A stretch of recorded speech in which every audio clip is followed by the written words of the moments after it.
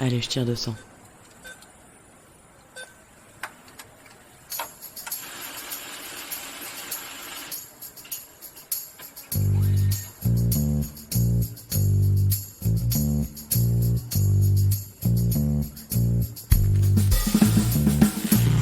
Fric, thune, Pognon, oseille, La moula. risby, Salaire. honoraire, Prime. pension de retraite, Livret A. héritage, Assurance vie. Impôt. Déduction. Investir. bitcoin, Crédit. intérêt, SCPI, plan d'épargne action. PER. Travailler, se marier, se paxer, ou vivre en union libre, fonder une famille, épargner, acheter un appartement ou une maison. Autant d'étapes de la vie, mais aussi trop souvent d'occasions de s'appauvrir, voire de se faire avoir pour les femmes mal informées. Mais il n'est jamais trop tard pour se poser les bonnes questions sur sa situation financière et sur son patrimoine actuel ou à venir. Et tant qu'il en est encore temps, mettre en place des stratégies d'épargne et d'investissement pour éviter de se réveiller un jour complètement fauché, voire spolié.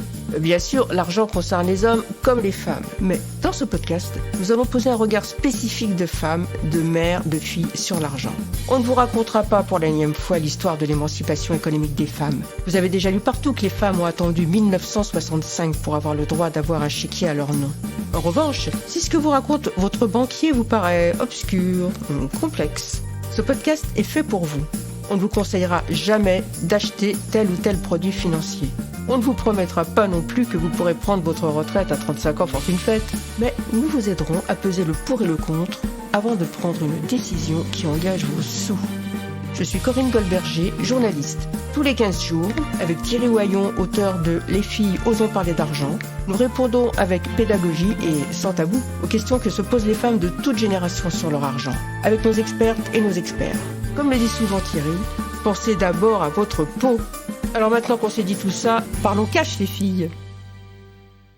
Attention, vivre en couple hétéro peut nuire gravement à vos finances personnelles. Pourquoi ? Parce que les femmes ne s'intéressent pas assez aux finances du couple et de la famille. Demandez à vos copines, qui s'occupe des finances chez toi ? Il y a des chances qu'elles vous répondent, c'est lui ! Il y a trop de chiffres, c'est trop compliqué, comparer des taux de rentabilité, des taux de crédit, remplir la déclaration de revenus, franchement, ça me saoule. Je suis pas comptable, moi. Remarque, lui non plus. Mais les comptes, c'est plus son truc que moi. Et oui. Tant que l'argent ne manque pas à la maison, il y a tellement de choses à faire dans une journée de femme entre boulot et famille, alors s'imposer une charge mentale de plus, non merci.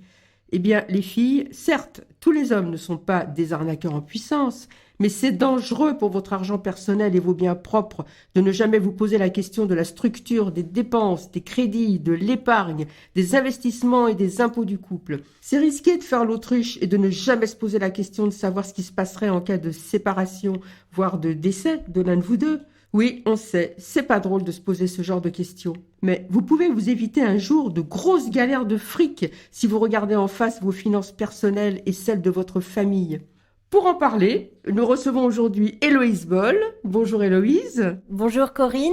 Qui a copublié avec INSAF El Hassiny le livre Aux thunes citoyennes aux éditions Alizio. Et bonjour Thierry. et bonjour. Un livre bourré de bons conseils pour retrouver du pouvoir sur son argent, dans le couple comme dans son travail. Donc merci Héloïse d'être avec nous aujourd'hui. Merci à tous les deux de me recevoir. Nous avons reçu d'ailleurs récemment votre co-autrice INSAF El Hassiny et nous la saluons au passage. Héloïse, vous avez créé Oseille et compagnie, une société de conseil financier. Vous animez des ateliers d'éducation financière. Vous publiez également la newsletter Prends l'oseille. Et vous êtes aussi l'autrice d'un autre livre sur l'argent des femmes, Les bons comptes font les bons amants. On peut dire que tout est déjà clairement dans le titre. Thierry, ça se sent d'ailleurs un peu moins seul, car en 2014, il a copublié un livre sur le même sujet, Les filles osons parler argent. Et je dois dire qu'à cette époque, même la presse féminine ne s'intéressait pas beaucoup à ce sujet, qui est pourtant un combat féministe.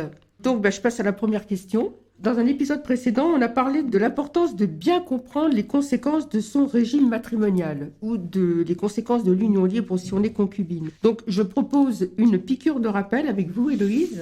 On connaît toutes, moi j'en connais en tout cas, des femmes qui ont eu l'amère surprise de devoir partager leurs biens à 50-50 avec leur ex, alors que le financement de la résidence principale venait de leur côté. Par exemple, elles avaient touché un héritage, une grosse prime, ou alors elles gagnaient plus que le conjoint. Cet argent est allé sans fléchage dans la caisse commune. Alors, qu'est-ce que les allergiques au droit, il y en a un certain nombre, doivent aller regarder et corriger tout de suite devant notaire avant qu'il ne soit trop tard? Alors, il n'y a pas nécessairement des choses à corriger pour moi, ça dépend des situations, mais ce qui est très, très, très important quand on se marie, ou quand on se paxe, ou quand on ne se marie pas ou qu'on ne se paxe pas, c'est de comprendre à partir du moment où on est dans une situation de couple et dans un régime matrimonial ou dans un non-régime matrimonial, de comprendre quelles sont les incidences de ce régime. Et c'est souvent la première erreur que font les gens sur le thème de l'argent dans le couple, en réalité, c'est de pas comprendre dans quel système ils sont installés. On a énormément de couples qui sont mariés, par exemple, en communauté réduite aux acquis, qui est le régime légal, le régime sans contrat. Ce régime-là, c'est pour moi l'archétype du régime qui est signé et du contrat qui est signé sans qu'on le lise en fait. C'est les 28 pages de conditions générales, vous cliquez en bas parce que vous n'allez pas les lire. Et ben quand vous allez à la mairie pour vous marier sous le régime légal, on vous lit 3-4 articles que vous vous empressez d'oublier et vous connaissez pas la totalité du fonctionnement de la communauté réduite aux acquis, qui est un régime en réalité qui est très complexe, qui est complexe à comprendre et qui a des subtilités qu'il faut maîtriser si on adopte ce régime. La plus grosse erreur, c'est de pas comprendre dans quel régime on est installé. Parce que si on comprend, si on est par exemple marié en communauté et qu'on a très bien compris qu'en fait ceux qui rentraient dans la communauté, ce sont les sommes qu'on gagne et les dettes qu'on contracte à partir de la date du mariage, mais que ce qui a été gagné avant ou ce qui est reçu par succession, par donation pendant le mariage, ça reste des biens propres, et bien finalement on se débrouille assez facilement pour dire ce bien-là est à moi, si je m'en sers pour rembourser la maison ou pour payer un apport dans une nouvelle maison, je veux que ce soit écrit et ça restera un bien propre. Il faut ce que qui ce est soit important, écrit. c'est de pouvoir tracer les choses. Voilà. Mais pour avoir envie de tracer les choses et penser à les tracer, eh bien, il faut être informé des risques et des avantages que présente ce régime. À l'inverse, il y a plein de gens qui s'imaginent qu'ils sont parfaitement protégés parce que finalement, on va tout faire moitié-moitié, 50-50. Certaines personnes ont encore l'idée que la communauté réduite aux acquis, c'est la communauté de tout. Et donc, en divorçant, finalement, elles vont empocher le pactole, des femmes, des hommes, parce qu'elles ont fait un bon mariage. Eh bien, là aussi, c'est quand même une grave erreur de s'imaginer qu'on va empocher le pactole s'il n'y a rien dans la communauté. Si je résume, il n'y a pas de bon et de mauvais régime, il y a des régimes adaptés ou pas à la situation qu'on a, et puis il y a des régimes qu'il faut surtout comprendre et dont il faut comprendre les implications pour éviter les erreurs les plus classiques. Alors, je vais vous poser une petite question. Puisqu'on parle des régimes matrimoniaux, il y a beaucoup de femmes qui croient que le Pacs protège comme le mariage. Que faut-il savoir avant de signer un Pacs, et un peu comme dans les régimes matrimoniaux, quelle est la gestion du suivi de ce régime ? La première chose à savoir, c'est que le Pacs ne protège de pas grand-chose. En fait, le Pacs notamment ne protège pas en cas de décès du partenaire parce qu'on n'a droit à rien sur sa succession et on n'a droit à rien sur sa retraite. Donc officiellement, civilement, on n'est pas grand monde, on pèse pas pour grand-chose. Et puis le Pacs, c'est un régime séparatiste aujourd'hui, le Pacs par défaut. Et donc finalement, se paxer, ça veut pas dire tout mettre en commun, ça veut dire au contraire faire les choses très séparément, ce qui est pas forcément un problème. Mais là encore, il faut bien comprendre comment ça se passe. Et se dire, allez, on se paxe, et puis comme ça, j'arrête de travailler parce que finalement, tous les fonds et tout l'argent que gagnera la personne avec laquelle je vis seront communs. C'est s'imaginer une communauté fictive et qui n'existe que que dans notre tête. Et c'est aussi une grande mise en danger. Donc, si on ne comprend pas les implications du Pacs qu'on signe, c'est pareil, il y a un problème. Avant 2007, le Pacs par défaut était un Pacs qu'on appelle le Pacs indivi, qui fonctionne, si je fais un très gros schéma, un petit peu comme une communauté réduite aux acquêts, à quelques subtilités près. Les gens ne savaient pas qui signait un Pacs indivi. Et puis aujourd'hui, avec le Pacs, il y a un autre sujet. Je pense que vous devez avoir des clientes qui ont ce problème-là. Il y a un autre sujet, c'est qu'il y a plein de gens qui ont perdu leur Pacs. Ils savent plus tracer la date de leur Pacs. Quand on se pacsait au tribunal, en général, j'ai entendu ça pas mal de fois, il y avait un exemplaire qui vous était donné et le Pacs n'était pas enregistré. Et donc, les gens savent pas en quelle année ils se sont pacsés ou ils sont pas capables de retracer précisément la date de leur Pacs. Et donc, ils savent même pas s'ils sont pacsés sous un régime séparatiste ou indivi, par exemple. Et tout ça crée un certain nombre de problèmes. Alors moi, je recommande à mes clients et à mes clientes qui ne sont pas pacsés, quand ils doivent se pacsser, quand ils veulent se pacsser, je recommande d'aller le faire chez le notaire. Oui. Parce que le notaire, s'il fait bien son travail, va expliquer les incidences de ce régime. Parce que, paradoxalement, sur le plan purement administratif, c'est beaucoup plus simple et plus rapide de se pacsser chez un notaire que de le faire à la mairie. Ah oui. En tout cas, ça dépend peut-être des mairies, mais voilà, ça peut être beaucoup plus simple. Et puis, le notaire, il enregistre le Pacs. Voilà. Alors, une petite remarque perso, là, parce que quand même, on croise de plus en plus de jeunes femmes qui nous tiennent tête sur le Pacs et qui nous racontent un peu que finalement, on sait bien, parce qu'on est ensemble et tout va bien, mais 2-3 mots sur le régime des pacsés sans testament. Qu'est-ce qui se passe pour ces femmes qui se retrouvent qui se sont avec pacsées sans testament alors qu'elles ont acheté exactement. qu'elles ont acheté avec leur partenaire de Pacs. Il se passe rien en réalité. Il se passe rien pour elles. Si elles étaient propriétaires avec leur partenaire, eh bien, quand elles ont des enfants, ce sont les enfants qui héritent. Quand elles n'ont pas d'enfants et que le partenaire n'avait pas d'enfants non plus, ce sont les parents qui héritent. Donc elles se retrouvent en indivision avec leurs beaux-parents. Et puis, si le partenaire ou la partenaire était locataire de son bien, eh ben, elles restent 1 an dans le bien. Elles ont le droit de rester 1 an dans le bien et puis elles s'en vont et elles n'ont pas cette fameuse protection qu'on appelle les droits du conjoint survivant ou de la conjointe survivante pour les personnes mariées. Donc, le deuxième avantage et le deuxième intérêt de se pacsser chez le notaire, c'est que le jour où on se paxe chez le notaire, on fait des testaments le même jour et que le notaire, de la même façon, les enregistre dans un fichier. C'est gravé dans le marbre, on peut pas dire, mais bon sang, où est-ce que j'ai mis voilà. Alors, papier. Je vais quand même raconter une petite anecdote personnelle. Moi, il y a quelques années, j'ai fait des testaments chez un notaire qui ne les a jamais enregistrés et qui les a perdus. Ça arrive, ça ? Il faut croire. J'ai aujourd'hui une super notaire qui enregistre les testaments et et la plupart des notaires font bien leur travail et enregistrent les testaments, mais il faut réclamer la preuve d'enregistrement. Voilà.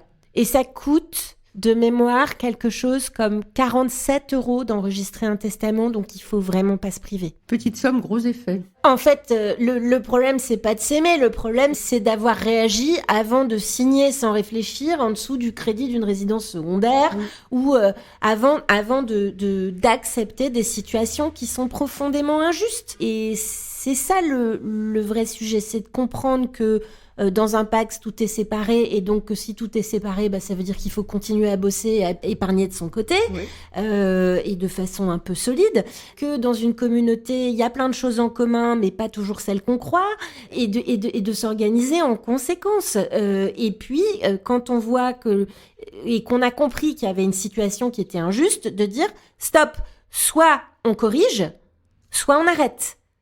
Enfin, il y a quelque chose de très rationnel et de très... Je suis désolée, je suis très violente et très virulente sur ces sujets-là. Et évidemment, c'est beaucoup plus facile à raconter de mon point de vue que quand je dis ça à une femme qui est en train de se faire complètement siphonner son épargne, racketter son salaire et par-dessus le marché, de temps en temps, exploiter sur le plan salarial. Par le même homme. Ça arrive. Ah oui, Ça arrive. C'est C'est pas la majorité, évidemment, heureusement, mais ça arrive. Là, c'est la totale, oui. Ce que je veux dire, c'est que le mariage, le Pacs, ce sont des contrats. Et évidemment, c'est horrible de raisonner comme ça. Et c'est exactement l'argument des gens qui veulent pas discuter d'argent dans leur couple ou qui vous disent « Ah bah c'est à ça que tu réduis notre histoire, à des histoires d'argent. » Mais quand on veut pas discuter, c'est qu'on a intérêt à ne pas discuter. Donc, l'intérêt des personnes à ne pas discuter, à ne pas redéfinir les termes d'un contrat, c'est que ce contrat leur profite. Mais un contrat, L'un des deux. voilà, c'est très violent, mais ça se rompt aussi. On n'est pas obligé de tout accepter. Et malheureusement, on voit bien des tonnes de situations dans lesquelles les femmes sont obligées d'accepter parce que financièrement, elles n'ont pas les moyens de vivre autrement ou de partir, ce qui est vraiment dramatique. Oui, Mais c'est dramatique de préambule- rester parce qu'on n'a pas les moyens de partir. le préambule pour pas se retrouver dans ces situations-là, c'est de comprendre ce qu'on fait et de mesurer la portée économique de chacun de ses gestes, de son contrat de mariage, de son contrat de Pacs, du fait de rester en union libre pendant des années alors que on gagne très peu d'argent et qu'on investit dans une communauté qui est complètement fictive, du fait de passer à temps partiel parce qu'on a besoin de s'occuper davantage des enfants, du fait de tout un tas de choses en réalité, tout un tas de choix de vie, de carrière, Là, et on diminue sa ou retraite de au passage. non-choix sont des décisions qui ont une incidence sur nos finances et dont on ne se rend pas toujours compte dans un couple parce que tout ça est un peu dilué et dont on ne se rend compte, comme Et l'a tout dit ça, Thierry, il faut qu'à la de sortie l'amour, du tout tunnel. ça, il faut de l'amour en plus. Donc voilà, en fait, il faut mesurer la portée économique de tous ces actes. Et même quand on est dans une histoire d'amour, et encore plus quand on est dans une histoire d'amour, parce qu'on ne se rend pas bien compte, parfois, de ce qui est en train de se produire et qu'on est un peu aveuglé. Alors, il y a de plus en plus de couples, j'ai vu des statistiques récemment, je ne les ai pas en tête, mais en tout cas, il y a de plus en plus de couples qui se marient sous le régime de la séparation de biens. Ce qui peut se comprendre puisque c'est a priori une mesure de prudence, alors qu'à notre époque, un couple sur 3 divorce, un couple sur 2 à Paris. Mais est-ce que ce régime ne risque pas de fragiliser certaines femmes en creusant par exemple des inégalités de patrimoine? Et si oui, comment éviter que ce régime les appauvrisse? Ça fait partie, le fait qu'on se marie de plus en plus en séparation de biens, ça fait partie des pistes qui ont été, et des raisons qui ont été identifiées par les 2 sociologues, Sybille Golac et Céline Bessière, qui ont écrit Le genre du capital, comme partiellement responsables du creusement des écarts de patrimoine entre les hommes et les femmes. Parce que, effectivement, si on se marie en séparation de biens, le principe, c'est que tout est séparé. Et si, donc, l'argent que gagne monsieur est à monsieur, l'argent que gagne madame est à madame, jusqu'ici, tout va bien. Et à partir du moment où madame ralentit sa carrière parce que elle en a envie, parce qu'il y a un besoin important avec un enfant qui demande plus d'attention, parce que tout un tas de raisons, ou parce qu'il faut suivre à l'étranger, ou que sais-je encore, eh bien, madame ne gagne plus rien ou beaucoup moins, et puis à la sortie, eh bien, elle n'a pas grand-chose. Et elle ne profite pas de l'enrichissement de son mari, alors même que souvent elle a beaucoup contribué à son enrichissement en permettant qu'il rentre tard le soir, en permettant qu'il parte en voyage, en assurant toute l'intendance, en le suivant à l'étranger. En lui permettant de faire carrière. Et en lui permettant de faire carrière. Au détriment de et la de sienne. sereinement. Et en absorbant toute la charge mentale, toute la logistique. Donc, effectivement, le régime en séparation de biens présente beaucoup d'inconvénients pour ces femmes-là. Et si on est marié en séparation de biens et qu'à un moment, pour une raison ou pour une autre, on doit s'arrêter de travailler, eh bien, il faut savoir à quoi on s'expose. Alors, il y a des notaires qui proposent, par exemple, de faire ce qu'on appelle une société d'acquêt dans la séparation de biens. Donc, c'est une sorte de mini-communauté, je schématise beaucoup, dans laquelle, par exemple, on va loger tous les biens immobiliers. Et finalement, tous les biens immobiliers qui sont dans la société d'acquet seront considérés comme communs. C'est une forme de protection.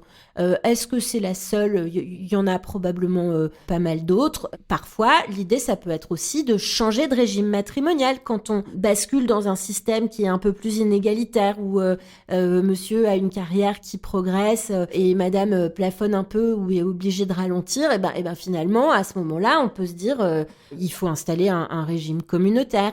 On peut simplement, dans un régime de séparation, aussi décider que d'acheter la résidence principale et d'acheter des immobiliers en commun aussi. Enfin, il n'y a rien qui nous empêche, quand on est en régime de séparation de biens, on peut généreusement partager la richesse. Enfin, il me semble que ça fait partie des choses les plus sages qui soient à faire. Absolument. Pour moi, à partir d'un certain stade, ça suffit pas vraiment, en fait. Ça serait bien qu'il y ait autre chose que de l'immobilier dans le patrimoine d'une femme qui s'arrête de travailler, qui est obligée de s'arrêter de travailler. Souvent, c'est pas des décisions qui sont choisies. Voilà. Alors, en revanche, je voudrais quand même dire que ce régime, il a quelques inconvénients dans les schémas qu'on décrit, c'est-à-dire des schémas très traditionnels finalement, où monsieur travaille beaucoup, madame s'occupe de la maison et des enfants. Ça peut être l'inverse, ça arrive. Ça peut être l'inverse, bien sûr.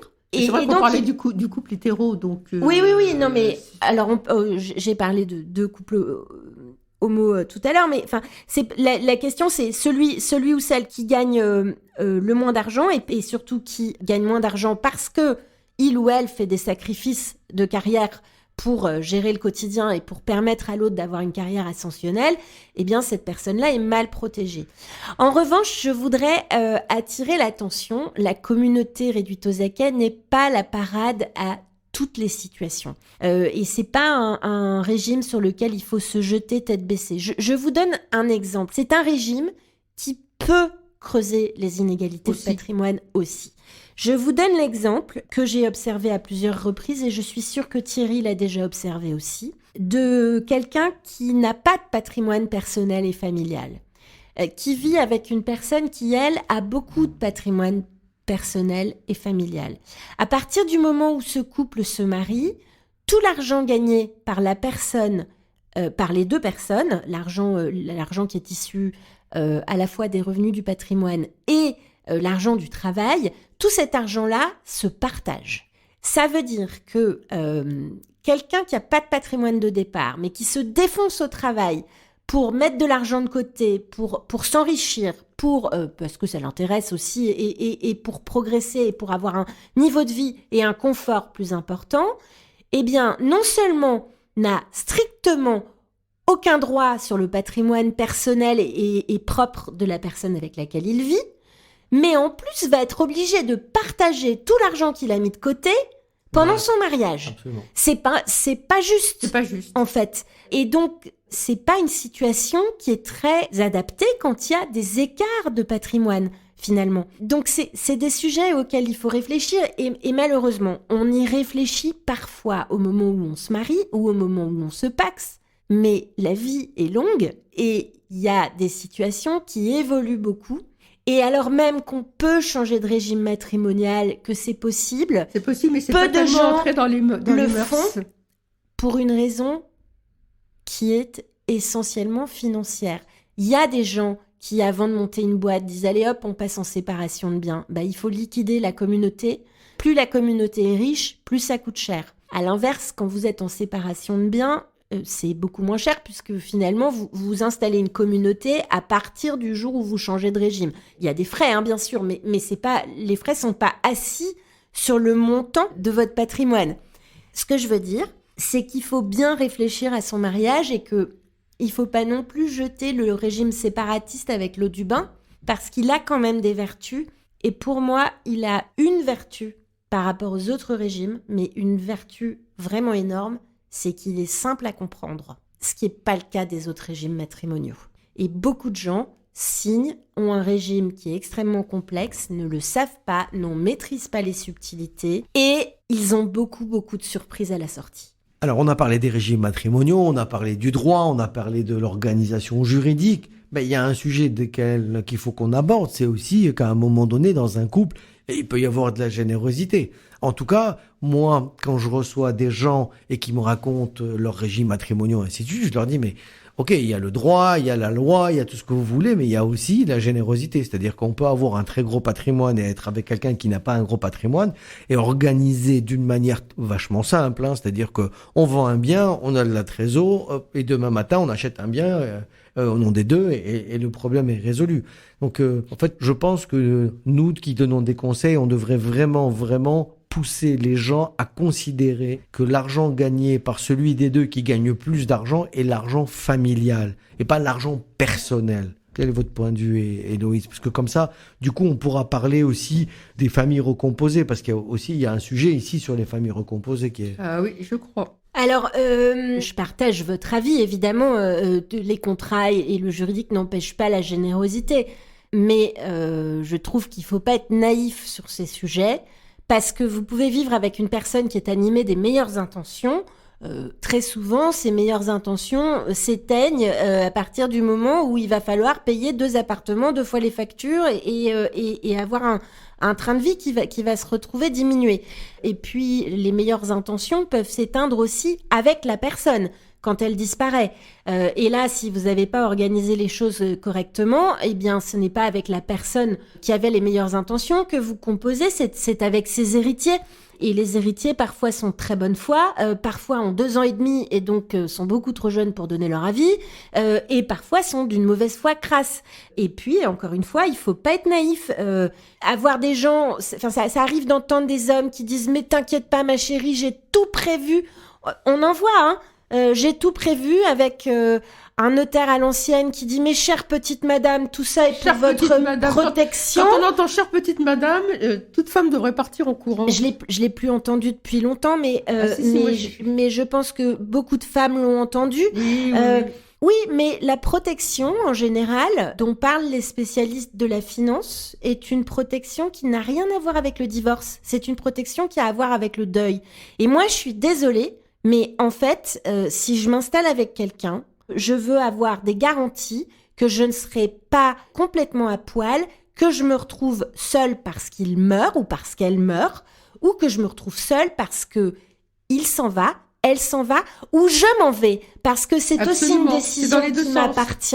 Et donc, en fait, là, je suis désolée Thierry, mais pour moi, il y a besoin d'avoir des contrats et de penser beaucoup au juridique. Parce que la générosité, le jour où c'est vous qui partez, la personne en face de vous peut dire je regrette un peu d'avoir donné cet appartement ou... Alors, il y a plein de choses sur lesquelles c'est pas possible de revenir, mais la réalité, c'est qu'il faut savoir comment ça se passe quand on arrête. Et c'est pour ça que je parle souvent de faire le crash test de son histoire. C'est qu'est-ce qui se passe demain matin si je me retrouve seule parce que la personne avec laquelle je vis a un accident et meurt. C'est franchement pas le truc que j'ai envie d'évoquer, mais ça fait partie de la vie. Parce que la personne avec laquelle je vis s'en va, ou parce que je n'en peux plus de la personne avec laquelle je vis. Et parfois, cette expression, je suis désolée, mais ça arrive aussi. Financier de votre couple. Et c'est très important de savoir comment on survit et dans quel état financier on se retrouve dans ces cas-là. Et là, et d'autant plus quand il y a des enfants. Quand c'est un accident, et un deuil, il n'y a rien d'autre. Il n'y a pas la générosité, là. Il y a les contrats. Voilà. Qu'est-ce qu'on avait signé ou pas signé avant. Et donc, c'est pas l'argent familial a été considéré comme commun. C'est non, on va liquider la communauté. Et donc, c'est pas drôle parce que de toute façon, parler d'argent dans une histoire d'amour, c'est vraiment la partie pas marrante. Sauf que c'est aussi quelque chose qui régit la vie d'un couple, qui régit notre vie. Enfin, malheureusement, on est tous un peu tributaires des questions financières. On a tous un peu besoin d'argent. Et donc, on a besoin d'aborder ces sujets-là de façon autrement que naïve, en s'imaginant toujours qu'on vit et qu'on sera toujours de bonne foi et qu'on n'aura jamais de problème. C'est pas vrai, en fait. Il faut envisager le pire, et même si c'est moche, et même si c'est pas drôle du tout, mais quand le pire arrive et qu'on a à peu près été précautionneux, ça veut pas dire qu'on perd pas en niveau de vie, ça veut pas dire qu'on n'est pas très triste, qu'on n'est pas dévasté parce que le truc est arrivé hyper vite, et ça veut pas dire que tout est super confort, mais c'est quand même bien de repartir avec un morceau de la caisse. Absolument. Alors parlons impôts. Donc, on va parler un petit peu de la déclaration de revenus parce qu'il est rare que les femmes connaissent justement les conséquences fiscales de leur régime matrimonial. Et donc, la sénatrice Renaissance Marie-Pierre Rixain a rappelé récemment une inégalité peu connue dont vous parlez dans votre livre, Héloïse, quand madame gagne moins que monsieur, ce qui est la situation la plus répandue. La position commune désavantage les femmes. Et vous dites dans votre livre, attention au piège du taux commun. Donc, pour corriger cette inégalité fiscale, Marie-Pierre Rixain, donc, elle suggère d'appliquer le taux individualisé par défaut. Qu'en pensez-vous, Héloïse ? Est-ce que vous pouvez, éventuellement chiffre à l'appui, nous expliquer en quoi ça consiste, ce fameux piège du taux commun pour les femmes ? Alors, l'imposition, c'est pas un sujet très simple à comprendre. Quand vous êtes marié ou pacsé, vous faites une déclaration commune. Et vous profitez de ce qui s'appelle le quotient familial. C'est-à-dire que on va calculer l'impôt du couple, non pas sur les revenus de l'un, puis sur les revenus de l'autre, mais on va calculer l'impôt sur la moyenne des deux revenus. Ce qui veut dire que quelqu'un qui gagne, je vais faire un exemple avec un gros écart de revenus pour que vous compreniez. Pour qu'on comprenne bien comment ça fonctionne. 50-100. Oui, c'est ça.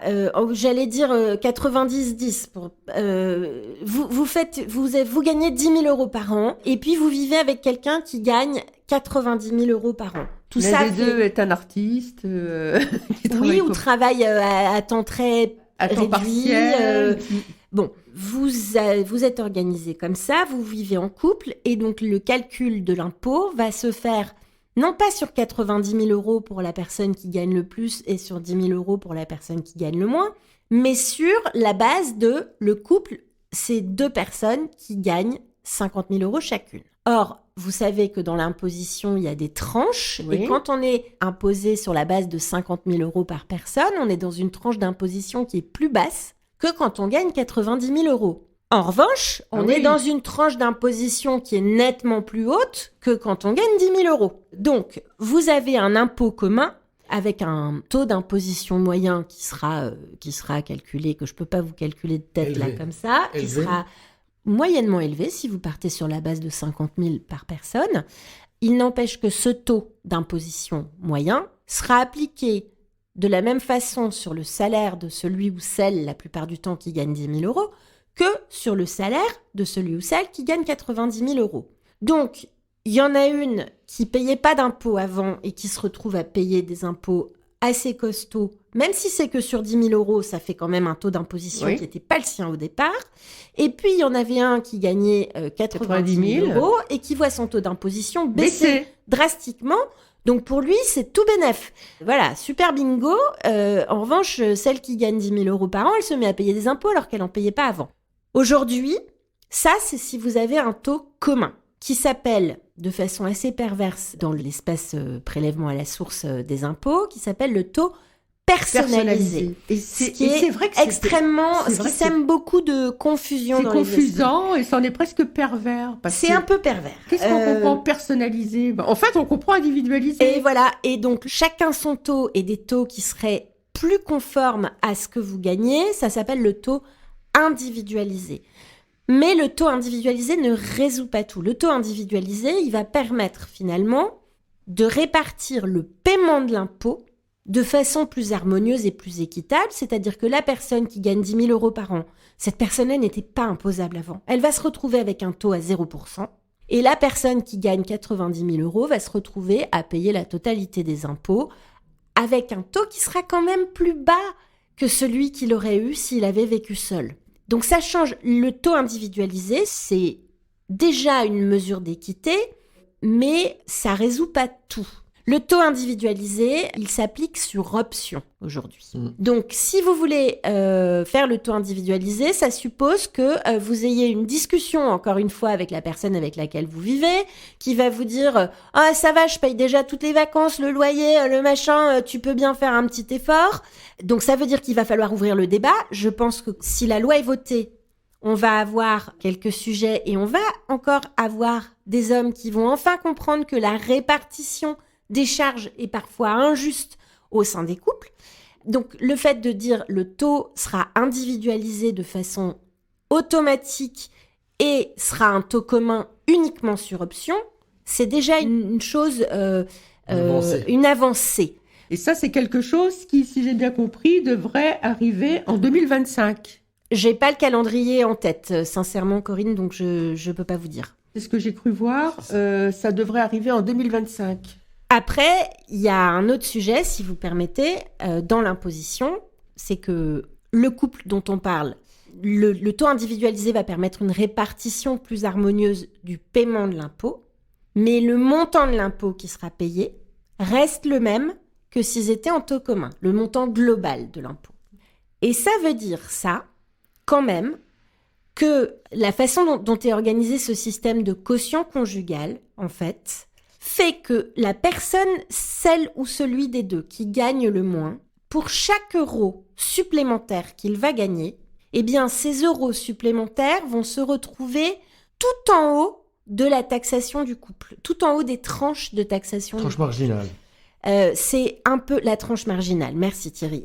Ça veut dire globalement que ce couple-là, je vous donne l'exemple là, de ce couple 10 000, 90 000, eh bien, le premier euro supplémentaire que va gagner cette femme, parce que là on parle de l'argent des femmes, qui, si elle a une prime, si elle passe à 20 000 euros, elle passe à plein temps, elle a 20 000 euros, enfin, elle prend du galon. Elle prend du galon, enfin, tout un tas de raisons. Tous les euros supplémentaires qu'elle va gagner au début vont être taxés à 30%.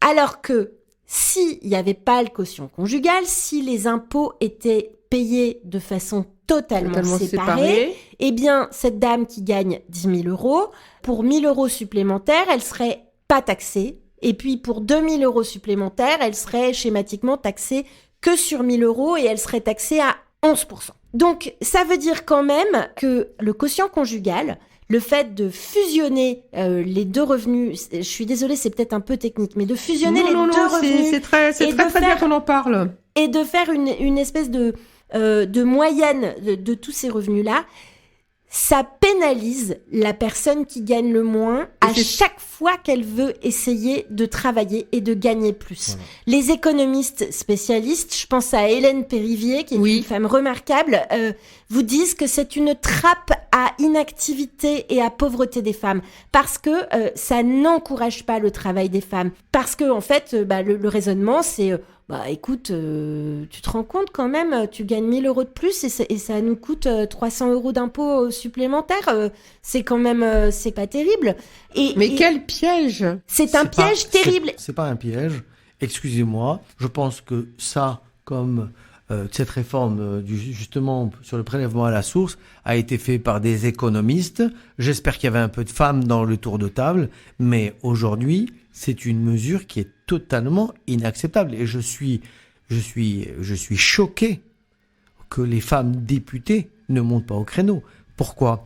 Parce que finalement, ça revient au même à dire aux femmes, puisqu'on l'a entendu quand même énormément, d'hommes dire à leurs femmes « Non, ma chérie, travaille au black parce que tu comprends, comme ça on paiera moins d'impôts. » Ou alors, pour ce que tu gagnes, arrête de travailler. Ou alors, tu nous fais payer plus d'impôts. C'est-à-dire qu'en fait, on ignore complètement qu'elle travaille, on ignore même presque qu'elle existe. Et pour ce que tu es là, tu nous fais payer plus d'impôts.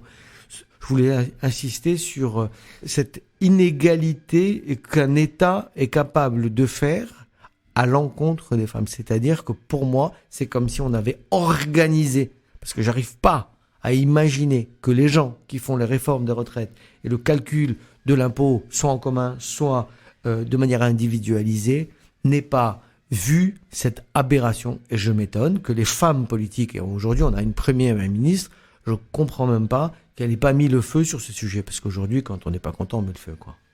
Si vous voulez, il y a la disposition proposée par Marie-Pierre Rixain qui est une bonne disposition. Ah oui, ça c'est une bonne mesure. Mais qui, à mon sens, est insuffisante. Et je pense qu'aujourd'hui, si on veut vraiment encourager le travail et l'indépendance économique des femmes, il faut exploser le quotient conjugal. Alors, ça suppose quand même une réforme en profondeur de la fiscalité parce que si vous gardez les mêmes tranches, ça va créer beaucoup d'instabilité financière dans les ménages et donc il faut pouvoir adapter les choses.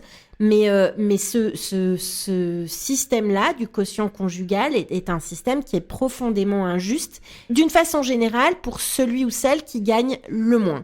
Parce que ça taxe son revenu de façon plus élevée que s'il ou elle était seul. Si j'étais un petit peu violente, moi aussi, je dirais que je suis indignée, je le dis sincèrement, que les féministes ne se soient pas saisis de ce problème où il y a vraiment un enjeu féministe. Est-ce que c'est parce que la matière est complexe ? Il y a pas mal de gens qui commencent à monter au créneau et pas mal de femmes qui commencent à monter au créneau aussi sur les sujets économiques. Pour la retraite, oui. Et pour la retraite, j'espère qu'il y aura beaucoup de gens aussi qui monteront au créneau sur le sur le quotient familial, on n'entend pas grand monde. Et sur le quotient conjugal, pardon. Alors, quand monsieur fait de la rétention d'informations, les femmes tombent des nues quand elles découvrent ces petits secrets. Voici quelques exemples, hélas classiques et non exhaustifs, de la rétention d'informations. Il fait des placements malheureux en bourse, des bitcoins, il perd de l'argent, il sait bien que vous êtes allergique au risque, mais il continue. Il n'a pas déclaré des impôts des bénéfices de sa société, il fraude le fisc, il n'a pas payé des charges sociales, il n'a pas payé le loyer, il a un redressement fiscal, il a un énorme paquet d'amendes non payées, on le saisit sur son salaire, il a des dettes de jeu, il a plusieurs pensions alimentaires, bref. Tout ça pour dire qu'il est dépensier et qu'il avait déjà des dettes quand vous l'avez rencontré et qu'il n'arrive pas à rembourser. Tous les ans, des femmes séparées de leur mari ou de leur partenaire tombent des nues en découvrant qu'elles sont fiscalement solitaires de dettes de leur conjoint, de l'ex-mari, sur des années de mariage, de Pacs. Quels sont les signes avant-coureurs qui doivent les alerter ? Alors, je ne sais pas s'il y a vraiment des signes avant-coureurs. Les signes avant-coureurs, c'est des incohérences. C'est une façon peut-être de répondre toujours un peu à côté, d'esquiver le sujet. Mais oui, des réponses vagues. Des réponses vagues, des réponses... Alors moi, la réponse qui m'angoisse beaucoup, c'est... T'inquiète, je gère. Ah oui, t'inquiète, je gère. Voilà. Il y a évidemment des réponses vagues, mais il y a aussi des choses qui peuvent se détecter dans les comptes, des incohérences, des achats, des mouvements, des choses étonnantes compte tenu de votre train de vie ou de la façon dont vous avez organisé vos dépenses, etc. Et la meilleure manière d'avoir ces signes avant-coureurs, ces petits signaux faibles et puis des signaux qui sont parfois de plus en plus forts, c'est en fait ce que je plaide et ce que vous plaidez aussi Thierry depuis longtemps, c'est de suivre ce qui se passe dans les finances de son couple. Voilà. Ça veut dire, alors aujourd'hui on n'ouvre plus les relevés de banque puisqu'on a tout est dématérialisé en ligne. Mais regardez un peu les mouvements, ça veut dire comprendre ce qui se passe, ça veut dire savoir ce qu'il y a dans la déclaration de revenus, et tout ça en fait est susceptible quand même de vous donner beaucoup d'éléments sur la véritable situation financière de la personne avec laquelle vous vivez. Par extension, sur votre situation financière, si vous êtes marié en communauté, et sur votre situation financière pour tout un tas de choses. Quand vous êtes en union libre, ou quand vous êtes marié en séparation, ou pacsé en séparation, le simple fait d'avoir un compte commun, même sans mariage, même sans Pacs, même sans rien du tout, eh bien, quand il y a des avis à tiers détenteurs, parce que il y a 4 PV qui ont sauté et qui ont été copieusement oubliés dans un coin, lettres de rappel rangées, etc., eh bien, votre compte commun va se retrouver gelé. Voilà. Et donc, c'est évidemment quelque chose qui doit vous alerter. Et là, faut pas se contenter d'explications vaseuses ou fumeuses. Il faut demander des comptes. Il y a des tas de sujets sur lesquels, si vous vivez ensemble, vous partagez la même salle de bain, vous partagez les mêmes repas, vous partagez le même lit, vous pouvez aussi partager les informations financières. Bon, évidemment, il y a des situations, on en parle un petit peu dans le bouquin, il y a eu des études très sympas et très intéressantes sur le sujet, il y a des situations d'infidélité financière. Et dans les infidélités financières, eh bien, c'est comme dans les infidélités conjugales. Vous avez le petit coup de canif au contrat qui passera inaperçu. Alors, je vous fais un parallèle sur l'infidélité financière. Vous avez vu une paire de chaussures qui vous plaît vraiment beaucoup. Elle est un peu chère. Vous n'avez pas besoin d'une 12e paire de chaussures, mais vous vous achetez quand même cette paire de chaussures parce qu'elle vous fait plaisir. Pendant un moment, vous la planquez.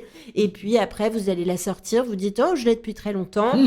Et vous n'avez pas tellement communiqué sur le fait que vous avez payé cette paire de chaussures 800 €. Ça, c'est pour certains en tout cas, c'est une petite infidélité financière. C'est un épisode.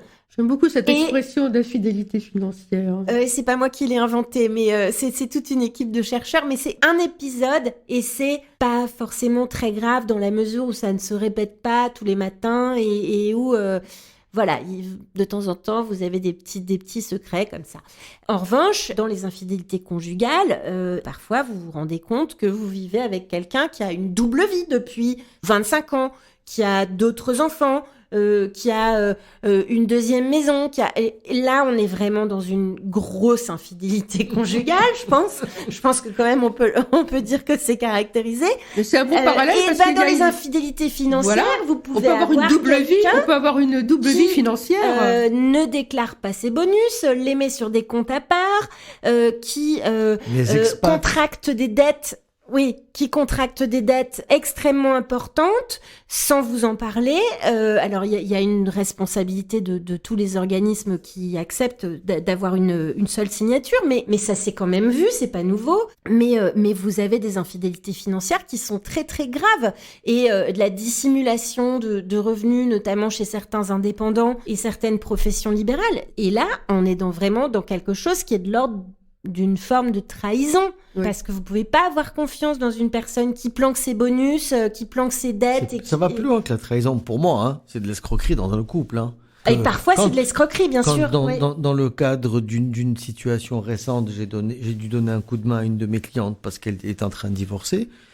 L'avocat de monsieur l'encourageait à ne donner aucune information sur ses actifs. On a réussi à remonter pour préparer son départ. Pour ne rien donner à madame en disant « Je ne vous donnerai aucune information sur mon patrimoine ». Ou alors ça, les avocats vous disent qu'il y a quand même pas mal d'outils qui permettent de consulter des fichiers et de connaître les comptes en banque. Mais enfin, de toute façon, c'est mettre des bâtons dans les roues. Là, c'est profondément malhonnête. C'est mettre des bâtons dans les roues dans une procédure de divorce pour rien donner à sa femme. C'est ça. Franchement, c'est un peu exagéré. Alors, justement, pour éviter les mauvaises surprises, vous nous dites, Héloïse, que la déclaration d'impôt se fait à deux. Et bien évidemment, on applaudit des deux mains. Mais encore faut-il être capable de la comprendre, la déclaration de revenus, surtout quand il y a quand il y a du patrimoine, etc.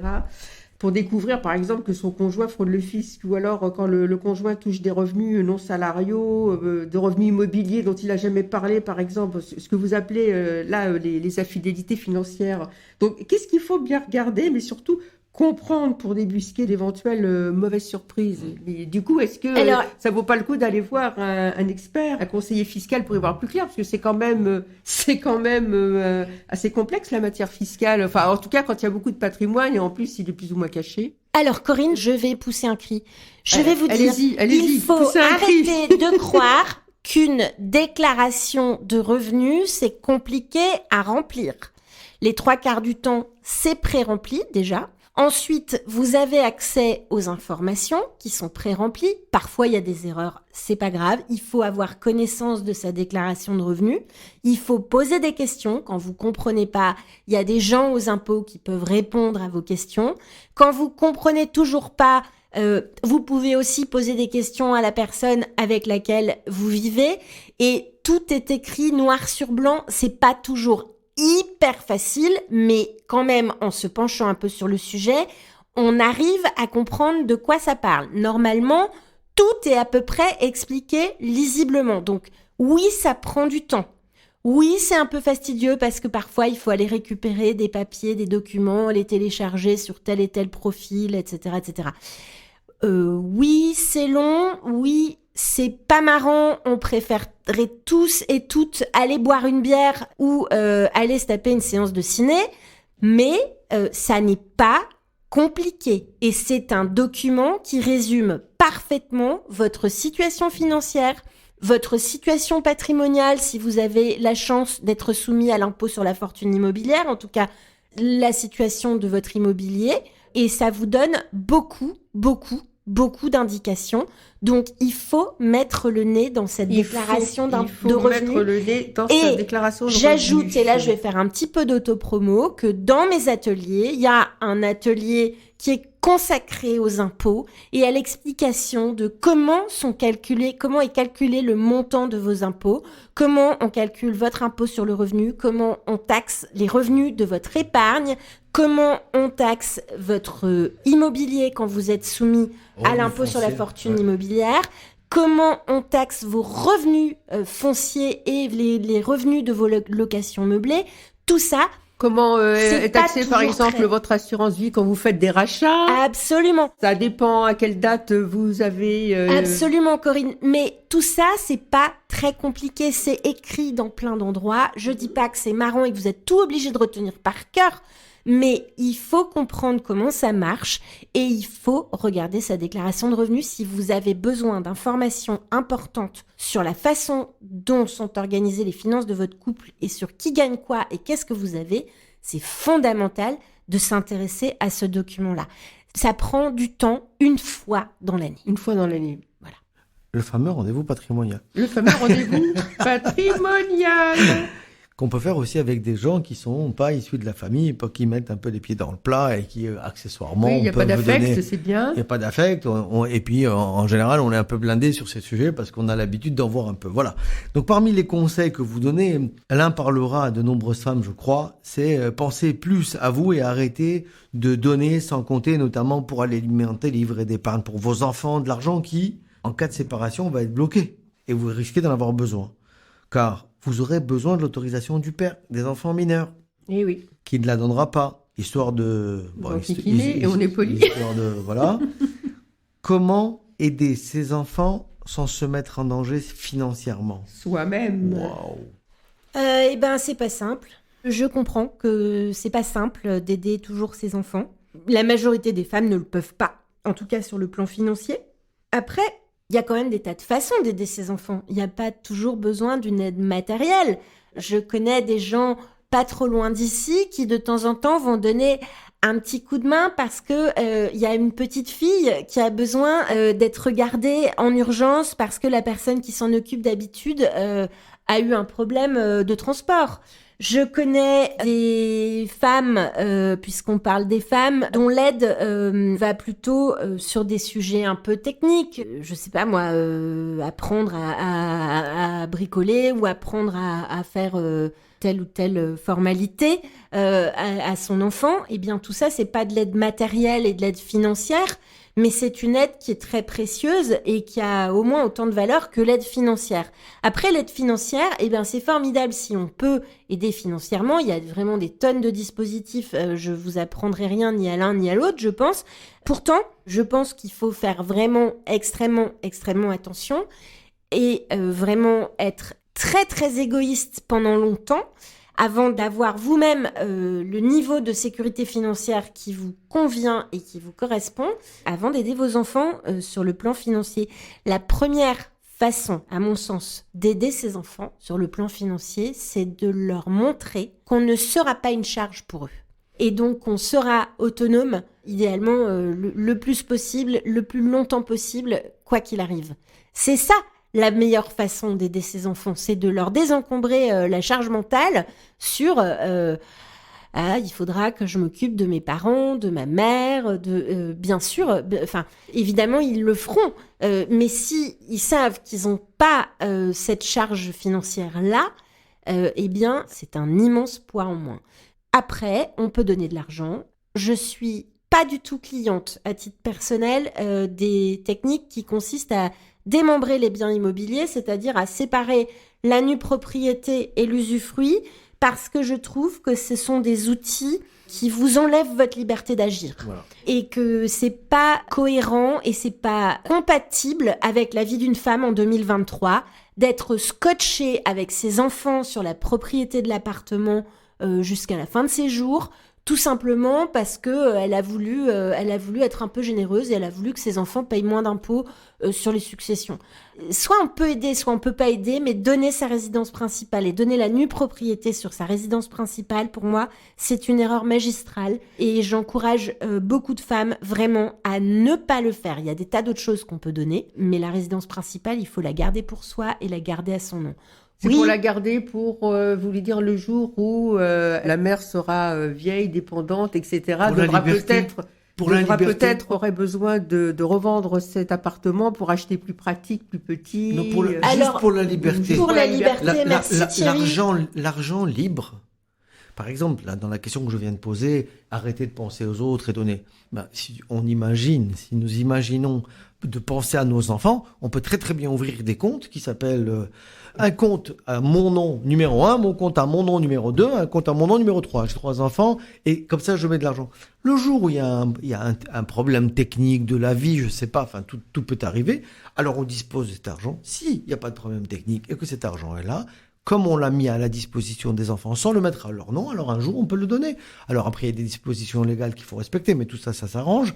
C'est très facile. Et puis quand on parle de liberté, moi je parle pas nécessairement de votre dépendance. L'année prochaine, vous pouvez rencontrer quelqu'un qui vit à Marseille et avoir envie de vendre votre appartement et d'aller vous acheter un appartement à Marseille. Et vous n'êtes pas du tout, vous êtes dans une situation qui est propriété. bien éloignée de la dépendance et vous pouvez avoir des tas d'envies, des tas de raisons d'avoir recours à la vente de votre appartement sans être obligé de demander l'avis de vos enfants. Et donc, je trouve que c'est vraiment quelque chose qui est compliqué, en fait, ce démembrement de propriété. J'aime pas du tout ça, voilà. On vit plus longtemps, on va avoir besoin de nos moyens plus longtemps. Il y a des situations très difficiles de gens qui ont donné trop vite et trop, et qui se retrouvent ensuite, trop d'années plus tard, démunis et qui vont demander aux enfants un retour d'aide, mais cet argent, il a été placé dans une résidence principale, il n'y a plus de liquidité, ils peuvent rien faire. Et la personne qui t'en demande a pourtant distribué beaucoup trop tôt, trop jeune. Donc bien réfléchir avant de donner, avant de démembrer, bien... L'argent égale la liberté. Bien réfléchir. S'assurer qu'on a les moyens de donner, en fait. Il y a des gens qui ont parfaitement les moyens de donner sans que ça change grand-chose à leur niveau de vie. Et puis doser les montants qu'on donne. C'est pas parce qu'on peut donner 100 000 euros tous les 15 ans sans impôt qu'il faut donner 100 000 euros. On peut donner 20 000 et c'est déjà énorme. Oui. Alors, il y a un conseil qu'on aime beaucoup dans votre livre, c'est faire des crash tests. Les crash tests du divorce, de la séparation, les crash tests de la disparition de l'autre. C'est-à-dire avoir le courage de se poser lucidement la question de qu'est-ce que je récupérais sur le patrimoine acheté en commun si on se séparait. Mais étant donné la variété des situations et des revenus et des patrimoines, est-ce que les réponses et les questions sont d'abord chez le notaire? Est-ce qu'on ajoute de l'assurance vie? Est-ce qu'on fait du crédit immobilier? Voilà. Bref, pour avoir une réponse à sa question, c'est comment je vais continuer à payer le crédit immobilier si je deviens veuve?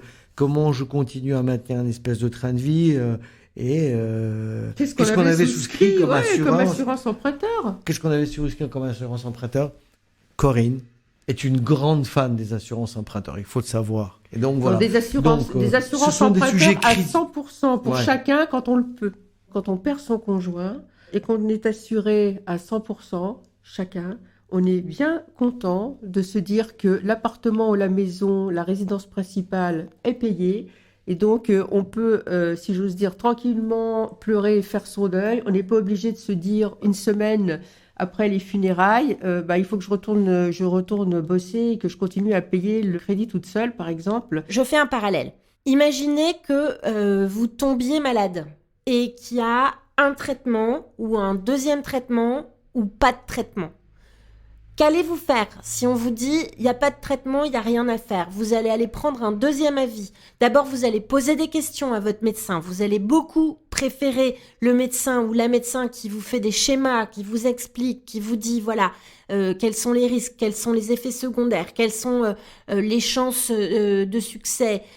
Eh bien, pour les finances, c'est un peu pareil. Savoir comment on est couvert en cas de décès de la personne avec laquelle on vit. Savoir comment on va se retrouver si on a une séparation brutale ou pas brutale et dans quel état financier on va se retrouver, oui, c'est technique. Mais vous avez la capacité de vous plonger dans une technique médicale à un moment quand ça vous concerne ou quand ça concerne un de vos proches. Vous avez la capacité de vous plonger dans des tonnes de techniques dans votre travail au quotidien.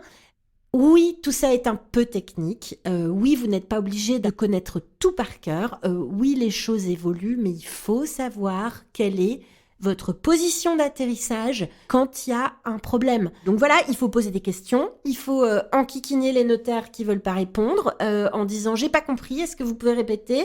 Il faut reformuler les questions. Alors ça, c'est souvent quelque chose que j'ai observé chez des personnes qui sont ou qui ont été journalistes. Dire « donc, si j'ai bien compris, il va se passer ça, j'ai bien compris ». C'est très important de pouvoir être certain qu'on a bien compris avant de signer un contrat, avant de signer une assurance de crédit. Et aujourd'hui, il y a énormément d'obligations réglementaires chez les professionnels de vous expliquer dans des termes simples, clairs, ce qui se passera.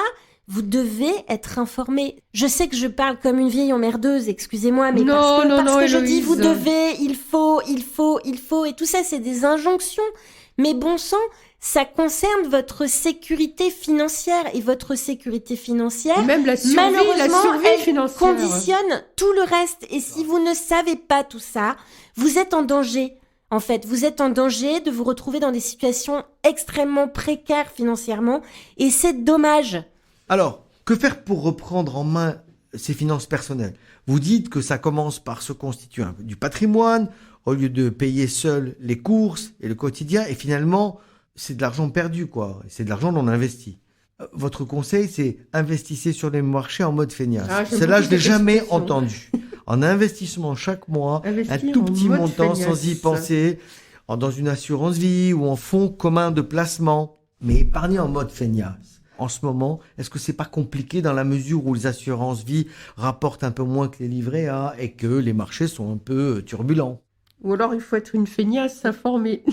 Mais voilà, c'est pas parce que vous êtes une feignasse que vous n'êtes pas informé, en fait. Ah ouais. C'est pas parce que vous déléguez et parce que vous mettez en place des solutions d'épargne automatique tous les débuts de mois, 100 euros, 150 euros, 50 euros ou 30 euros pour celles qui ont des petits budgets. Ça, c'est de l'épargne en mode feignasse, c'est-à-dire des choses sur lesquelles vous n'avez absolument pas besoin de réfléchir et de prendre une décision. Ce sont des choses qui allègent votre charge mentale financière. Ensuite, avoir des investissements financiers en mode feignasse sur les marchés, eh bien, en mode feignasse, c'est encore et toujours le petit investissement mensuel. On sait aujourd'hui que quand on investit sur les marchés un petit peu tous les mois, c'est beaucoup plus efficace et beaucoup plus sécurisant, et on limite beaucoup plus le risque que quand on investit un gros paquet d'un coup. Qu'on met tous une ses œufs dans le veille même de crack panier. financier. Quand on rentre sur les marchés à tous les prix, quand ils sont hauts, quand ils sont bas, quand ils sont moyens, eh bien on sait vite, on rate peut-être le point le plus bas, mais je pense que Thierry ne me contredira pas là-dessus. Le point le plus bas, personne ne l'a jamais trouvé, donc il faut arrêter de fanfaronner là-dessus. En revanche, on s'évite vraiment de rentrer aussi quand les marchés sont au plus haut et de se prendre le bouillon de façon phénoménale. Donc, en fait, investir en mode feignasse, ça veut pas dire qu'on n'est pas informé, ça veut pas dire qu'on sait pas que le livret A rapporte plus que les fonds en euros des contrats d'assurance vie. Et puis parfois, si vous le savez pas, c'est pas forcément très grave non plus. L'idée, c'est de continuer à investir régulièrement, petit à petit, de plus en plus si vous pouvez, si vos moyens vous le permettent, qui est quand même la meilleure solution, d'une part pour ne pas y penser, pour pas s'empêcher de dormir et pour faire grossir son patrimoine petit à petit. En long terme. L'idée, c'est d'examiner les choses sur le long terme. Eh bien, on retiendra ce beau conseil. Investissez en mode feignasse, un petit peu, tous les mois. Et c'est la fin de cet épisode sur les situations financières à risque dans le couple. Merci Héloïse d'avoir été avec nous tout au long de cet épisode. Nous recommandons votre livre Aux Thunes Citoyennes, coécrit avec INSAF El Hassini, aux éditions Alizio. Merci aussi à nos auditrices et à nos auditeurs d'avoir écouté cet épisode. On espère qu'il vous a donné des clés pour vous aider à défendre vos intérêts financiers dans le couple et reprendre le pouvoir sur votre argent si vous aviez manqué de vigilance. Et si cet épisode vous a plu, n'hésitez pas à le partager à partir de votre appli Spotify, Apple Podcast ou Deezer, entre autres. Abonnez-vous à notre podcast. N'hésitez pas à nous laisser des commentaires et des étoiles, très important les étoiles. Vous pouvez aussi retrouver les conseils de Thierry dans les livres qu'il a coécrits. Les filles, osons parler argent chez Duno et aussi l'argent au féminin aux éditions Ellipse. Vous pouvez également nous contacter via LinkedIn et par notre compte Instagram argent, cache les filles. Et on vous dit à bientôt pour un nouvel épisode.